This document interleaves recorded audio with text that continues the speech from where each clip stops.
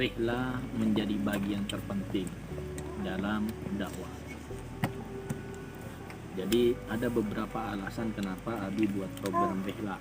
Yang pertama, kita ingin membiasakan diri bahwa zikrullah, mengingat Allah, tidak pada satu tempat atau waktu tertentu. Menjalankan perintah Allah, taat kepada Allah itu bukan pada tempat-tempat atau waktu-waktu tertentu saja. Dimanapun kita berada, maka hendaknya ketaatan itu selalu mewarnai kehidupan kita. Sebagaimana sabda Rasulullah SAW, ittaqillah haitsu ma kunta. Bertakwalah kepada Allah di mana saja kamu berada. Dan tidak hanya itu, wa atbi'is sayyi'atal hasanata tamhuha.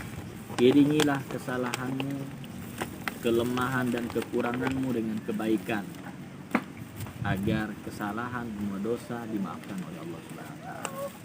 Jadi kita taat, patuh dan selalu mengingat Allah Subhanahu wa taala itu bukan pada waktu dan tempat-tempat tertentu. Makanya kita biasa di masjid diajak untuk zikir kepada Allah, tilawah. Di rumah tahfidz, di kelas tahfidz, ya, di majelis-majelis taklim kita selalu mengingat Allah Subhanahu wa taala.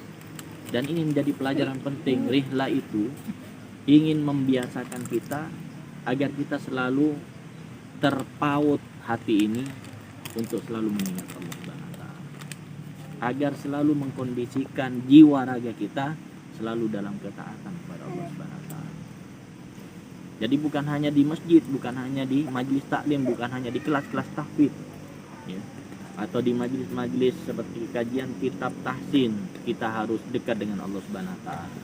Tapi di tempat ini yang sangat indah pun, yang banyak orang lalai mengingat Allah Subhanahu wa taala dengan keindahannya, yang banyak orang melakukan dosa dan maksiat, ya karena tempatnya, maka kita membiasakan, mendidik kita untuk selalu tetap dalam ketaatan. Jadi itu yang kedua alasan kenapa Abi buat program Rihla ini. Dan yang ketiga, ini salah satu cara untuk menyegarkan semangat perjuangan kita.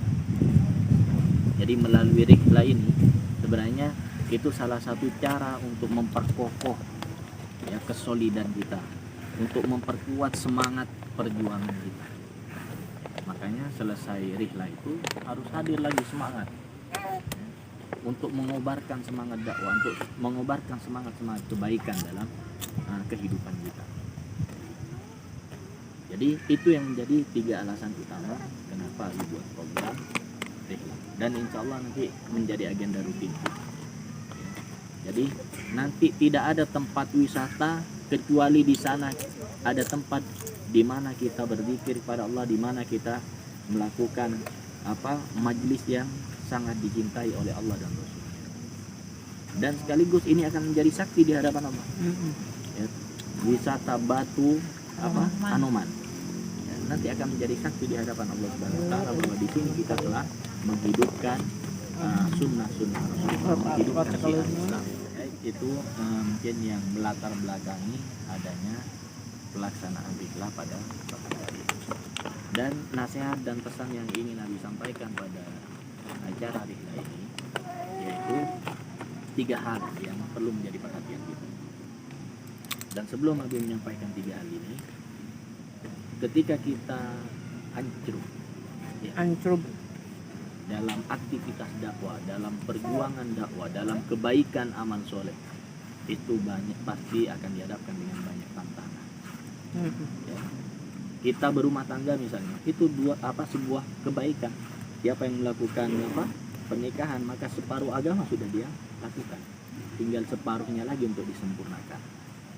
Apakah lantas hanya yang terpikirkan dan yang akan dirasakan keindahan-keindahan dalam rumah tangga, cinta dan kasih sayang? Tidak. Akan banyak masalah-masalah yang kita hadapi. Bagi kita yang baru-baru mungkin akan kaget, kok gini ya, ternyata seperti ini ya rumah tangga.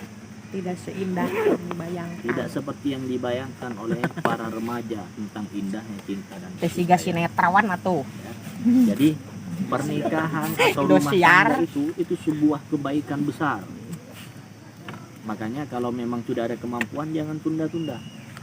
Ya, nunggu S2 misalnya. Ya, jangan menunda-nunda. Nunggu apa? Sudah Sugan pesantren teges S2 tahfidz kawina Quran bakal beda anggar berdiri. deh. Aneh deh. Jangan tunda-tunda. Jangan banyak mikir. Kalau sudah ada kemampuan dan peluang, lakukan. Niat ikhlas karena Allah Subhanahu wa taala. Tapi ingat bahwa setiap dalam kebaikan itu mesti ada tantangan, mesti ada masalah. Ya. Seperti halnya yang kita rasakan dalam minggu-minggu ini. Ya, ketika kita mulai menghidupkan nuansa dakwah di Babakan Domba. Ya.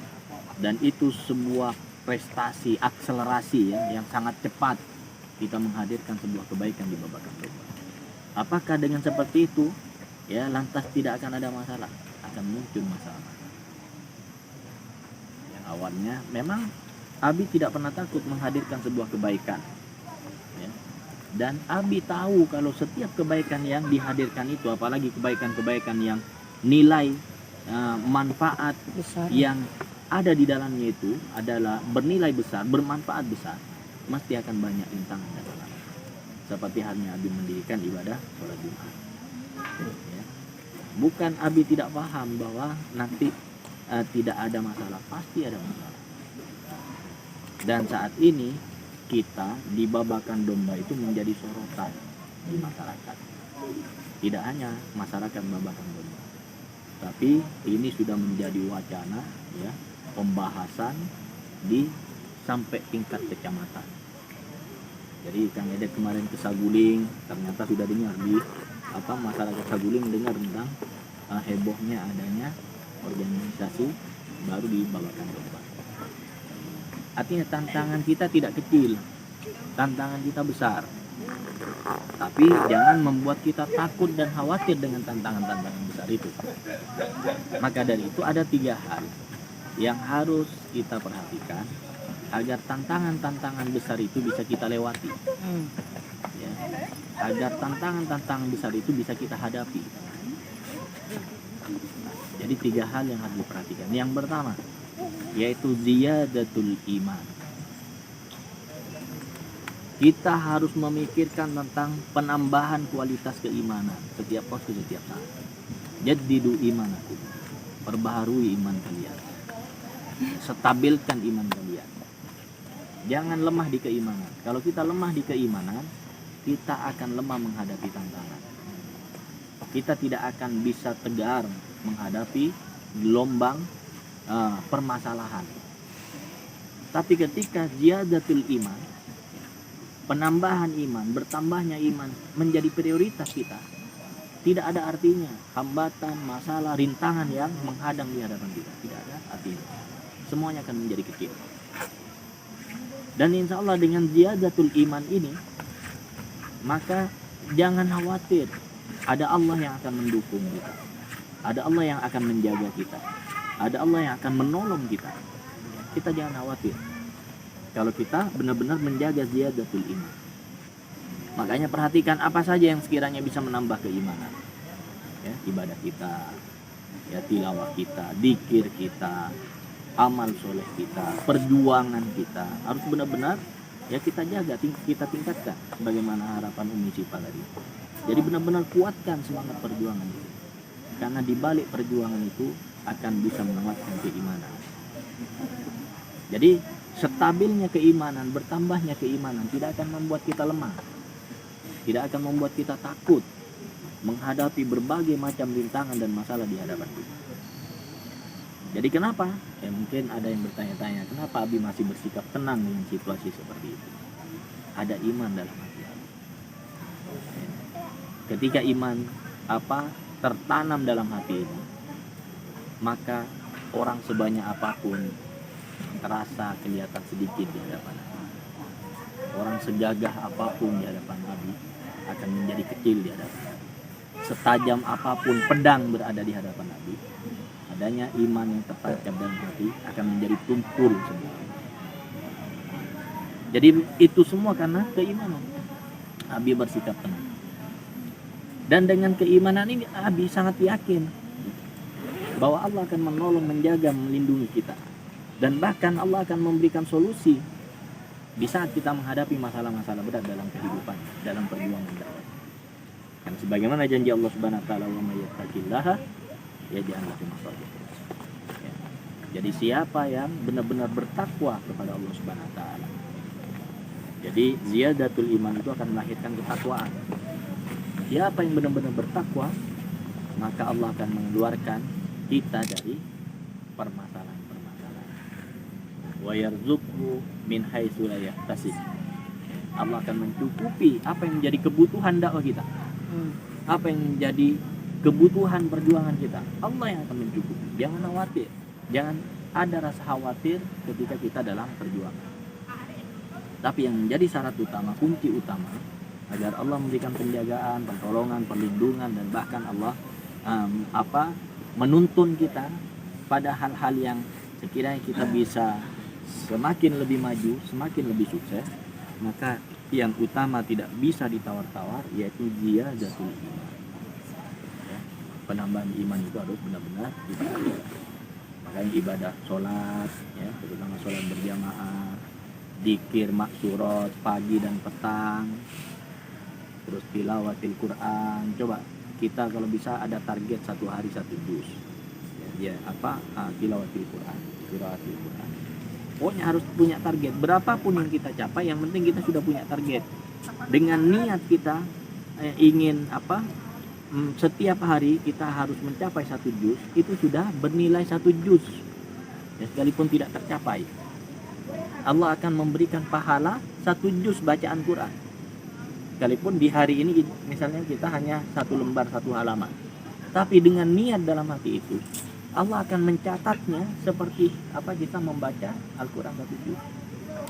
Buat target-target dalam tilawah, dzikir, ya, amal soleh, ya, seperti kita membina anak-anak, mengajar anak-anak, ya, lebih profesional lagi, ya, datang sebelum anak-anak datang. Jadi benar-benar memberikan semangat pengajaran, mentransfer semangat kebaikan yang ada dalam diri kita. Jadi tawasobil haq itu mentransfer nilai-nilai kebaikan yang ada pada diri kita kepada orang lain. Itu tawasobil haq.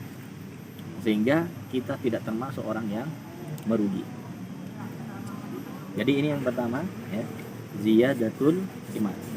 Yang kedua, yang menjadi rahasia kunci agar kita bisa menghadapi berbagai macam rintangan, tantangan yang besar di hadapan kita, yaitu quwwatul ukhuwah.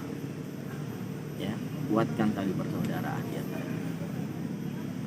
Jangan sampai ada di antara kita yang semangat, yang serius itu 1-2 orang. Jadi imbangi semangat Abi, keseriusan Abi, kesungguhan Umi dalam perjuangan, ya. Imbangi dengan yang lain. Itu bukti rasa persaudaraan kita. Melihat semangat Ustadz Soleh, melihat semangat Ustadz Firman, imbangi semangat itu. Tidak boleh ada di antara kita yang berpangku tangan di saat yang lain bekerja keras. Tidak boleh kita hanya melihat dan mendengar di saat yang lain, ya, beraktivitas dengan sekuat tenaga untuk mengembangkan lembaga dakwah. Jadi kalau kita ini terlalu banyak bagi Abi, sudah terlalu banyak. Ya. Abi sama Firman aja misalnya, tapi mengimbangi persaudaraan itu, mengimbangi perjuangan itu, maka itu akan menjadi atau melahirkan sebuah kekuatan yang sangat besar dalam perjuangan dakwah. Apalagi, ya, kebersamaan kita, ya, bisa kita kuatkan, bisa kita imbangi, maka ini akan menjadi sebuah kekuatan yang spektakuler. Makanya kata Bung Karno itu, datangkan 10 pemuda kepadaku, akan aku goncang dunia yang mau digoncang. Dan memang Allah tetapkan ukhuwah ini menjadi kaidah utama dalam perjuangan itu. Innamal mu'minuna ikhwah. Sesungguhnya orang beriman itu bersaudara. Menjadi kekuatan utama. Ukhuwah itu persaudaraan. Yang menggetarkan orang-orang kafir di zaman Rasulullah SAW, ya, dalam perjuangan Rasulullah, itu karena kuatnya persaudaraan di kalangan sahabat. Yang ketiga adalah husnul khuluq, ya, tunjukkan akhlak yang baik. Akhlak yang baik itu peduli, perhatian, ya, memberikan kasih sayang kepada anak-anak yang ada di sana. Ditanya, main apa dia nindung, ya. Jadi itu menjadi sebuah akhlak yang mulia, di mana Rasulullah kepada anak-anak itu bermain nimbrung Rasulullah dengan anak-anak itu. Karena kenapa kita harus memberikan contoh akhlak yang baik kepada anak-anak? Karena mereka generasi, ya, penggerak pada masa yang akan datang. Jadi kita harus memberikan keteladanan dalam akhlak. Jadi berbicara, pokoknya memberikan perhatian. Ya, kalau kita punya sesuatu memberi kepada mereka, itu bagian dari akhlak. Terus ramah, ya, smile. Jadi bunda smile, jadi bunda smile di lingkungan itu. Jadi setiap ketika masuk gang atau masuk perkampungan itu, ya, jadi kita senyum. Jadi secara tidak langsung kan itu sedekah kita. Tabassumuka fi wajhi akhika shadaqah. Senyummu kepada saudaramu sedekah. Jadi hari-hari kita bersedekah dengan senyuman. Ya, kepada siapapun.